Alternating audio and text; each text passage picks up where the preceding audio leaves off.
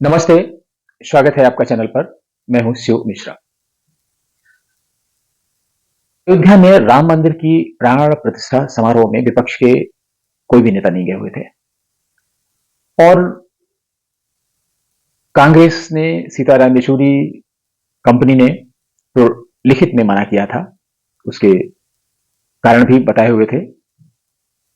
लेकिन आपने, मीन्स अरविंद केजरीवाल की आपने एक लीनियंट व्यू लिया था और लोगों को ये बताने की कोशिश की थी क्यों नहीं जा रहे हैं। तो उसका पर्पस सिर्फ ये था कि इंडी गठबंधन में भी ये ना हो कि भाई आपके गठबंधन के कुछ लोग जा रहे हैं। और उन्होंने उस समय बताया था कि भाई हमें आने के लिए अकेले के लिए निमंत्रण मिला है और हम अपनी माता जी को भी लेना चाह रहे थे, अपने पेरेंट्स को साथ में लेके जाना चाह रहे थे, मेरी पत्नी भी जाना चाह रही थी, बच्चे भी जाना चाह रहे थे। तो ये 5-6 लोग जाएंगे। तो इसलिए जब ये प्राण प्रतिष्ठा का समारोह हो जाएगा उसके बाद हम लोग जाएंगे। और इस सब देश में जब वातावरण राममय हो रहा है तो कई लोग तो इससे सीख रहे हैं, लेकिन कई लोग अभी भी सीखने की स्थिति में नहीं आए हैं या जानबूझकर शुतुरमुर्ग बने हुए हैं। अरविंद केजरीवाल के लिए आप जानते होंगे कि बहुत ही होशियार या चालाक व्यक्ति हैं और उन्होंने राजनीति में भले ही बहुत लंबी पारी ना हो, लेकिन राजनीति की जो पैंतरेबाजी है और जो रंग बदलने की फितरत है उसको बहुत अच्छे ढंग से अडॉप्ट किया है। तो कल अयोध्या में वो पंजाब के मुख्यमंत्री मान के साथ में दर्शन के लिए पहुंचे, सपरिवार, पेरेंट्स के साथ, बच्चों के साथ अरविंद केजरीवाल, और मान भी अपनी माँ और परिवार के साथ में। और मान को साथ में इसलिए नहीं लाते हैं कि भाई दो मुख्यमंत्री हैं, दोनों साथ साथ जाएं आपके, ये दिखाई तो ऐसा पड़ेगा। लेकिन उसमें एक बात ये रहती है, कहीं बाहर अगर जाना होता है तो मान को इसलिए साथ लेना पड़ता है कि मान पंजाब के मुख्यमंत्री हैं और उनके पास राज्य की विमान है, हेलीकॉप्टर है, जेट है। लेकिन दिल्ली के मुख्यमंत्री के पास ये सुविधा नहीं होती है, इसलिए मजबूरी में उनको साथ में ले जाना पड़ता है। लेकिन मीडिया में वक्तव्य अरविंद केजरीवाल ने ही दिया और उन्होंने जिन शब्दों में कहा आप सुनेंगे, इतनी प्रशंसा की कि बहुत भव्य निर्माण हुआ है और लाखों श्रद्धालुओं को जब आता हुआ देखते हैं तो बहुत ही हृदय प्रसन्न हो गया है और ये बहुत अच्छा है। पूरे भारत के लोग मीन्स इसकी प्रशंसा कर रहे हैं और इतने कम समय में बहुत अच्छा निर्माण कर दिया गया और बहुत खुश हैं देख के। और जब वो गए गर्भगृह में तो उनको बहुत ही असीम शांति मिली और उन्होंने भगवान राम से प्रार्थना की पूरे भारत को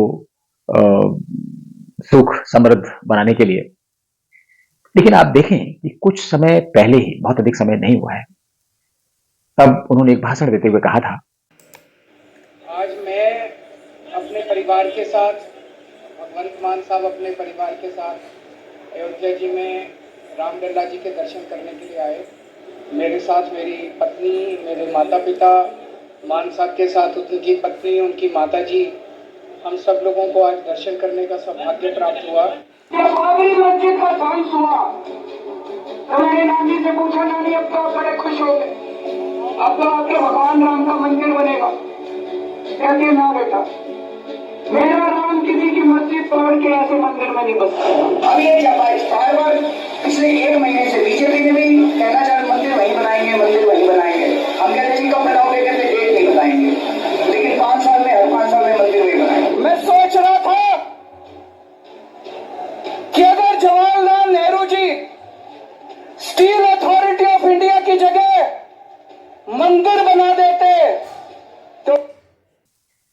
तो आप समझ सकते हैं कि इस घटना से अरविंद केजरीवाल तो खुश नहीं थे और उन्होंने अपने नानी के कंधे पर बंदूक रखते हुए, उनके नाम का सहारा लेते हुए ये बता दिया कि जो मस्जिद की जगह एक बार डिसाइड हुई थी उस पर मंदिर नहीं बनाया जा सकता है। और इसके बाद फिर उन्होंने चुनावी भाषण देते हुए कहा था कि भाजपा वाले हर 5 साल में आते हैं और कहते हैं मंदिर वहीं बनाएंगे, मंदिर वहीं बनाएंगे, लेकिन अगर पूछ दो तो फिर वो ये नहीं बताते हैं कि तारीख नहीं बताएंगे, मंदिर वहीं बनाएंगे लेकिन तारीख नहीं बताएंगे। तो आप समझ सकते हैं कि वो कटाक्ष कर रहे थे कि मंदिर तो बनेगा नहीं। और भाजपा का भी मंदिर बनाना उद्देश्य नहीं है, उनका उद्देश्य सिर्फ हिंदू वोटों को उलझाकर उनके वोट पाना है, ध्रुवीकरण करना है। इसके अलावा उन्होंने कई सभाओं में और उल जरूल बातें की। उन्होंने ये भी कहा कि अगर जवाहरलाल नेहरू ने स्टील अथॉरिटी ऑफ इंडिया की जगह मंदिर बनवा दिया होता तो क्या होता। आप समझ सकते हैं। तो ऐसे लोगों के लिए क्या कहा जाए, आज वो राम भक्ति में डूब गए, उनको मालूम है कि बिना राम के काम किसी का नहीं चल सकता, ये राम की भूमि है।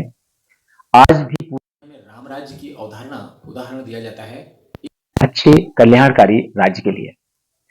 और जब इतना भक्तिभाव है तो फिर अरविंद केजरीवाल कैसे बच सकते थे। उनको लगा कि अगर अभी भी अपना एटीट्यूड नहीं चेंज करते हैं तो ये बिल्कुल धारा के विपरीत चलना होगा, हवा के विपरीत जाना होगा और इससे कोई राजनीतिक फायदा नहीं होगा। इसलिए उन्होंने बदल दिया। और कहा भी जाता है अरविंद केजरीवाल के लिए कि हमसे गिरगिट है, गिरगिट से हम नहीं। तो वो कभी भी अपना रंग बदल सकते हैं, किसी के साथ छोड़ सकते हैं। और आप देखते होंगे कि जो शुरुआत में पार्टी बनाई गई थी आम आदमी पार्टी, उसके जो संस्थापक सदस्य थे शायद कोई नहीं बचा उनके अलावा। वो चाहते थे कि वही रहें और बाकी सब उनके सबऑर्डिनेट्स के रूप में रहें। जैसे गवर्नमेंट डिपार्टमेंट में एक बहुत सीनियर ऑफिसर हो और बहुत ही छोटे लेवल के कर्मचारी हो, अधिकारी हो, तो उनके बीच का जो फासला है बहुत ज्यादा होगा और कोई भी कम से कम उनको उनसे आगे निकलने की कोशिश नहीं करेगा। अरविंद केजरीवाल ने अपनी पार्टी को ऐसा बना लिया है, इसलिए कोई भी पुराने नेता नहीं बचे।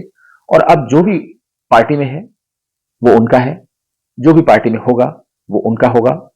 इसलिए इसी भावना के साथ वो पूरे एक जो प्राइवेट लिमिटेड कंपनी में लोग अपनी balance sheet, projected balance sheet जो बनाते हैं कि हमें आगे क्या अचीव करना है, कैसे क्या करना है, उस पर पूरी तरीके से काम करते हैं।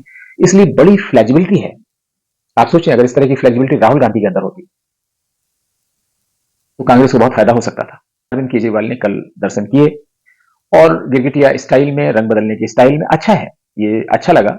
लोग बदल रहे हैं, देश बदल रहा है और राम मंदिर बनने के बाद ऐसी बहुत सारी घटनाएं हो रही हैं, राजनीतिक क्षेत्र में भी हो रही हैं, अच्छे हैं, शायद देश के बहुत काम आएंगी। नमस्ते, फिर किसी मुद्दे पर आपसे बात होगी, तब तक के लिए आज्ञा दीजिए। अगर आपने चैनल सब्सक्राइब नहीं किया है तो कृपया सब्सक्राइब करें, बेल आइकन जरूर दबा दें ताकि अन्य वीडियोस के नोटिफिकेशन आपको मिलते रहें और इस वीडियो को लाइक करें और शेयर करें।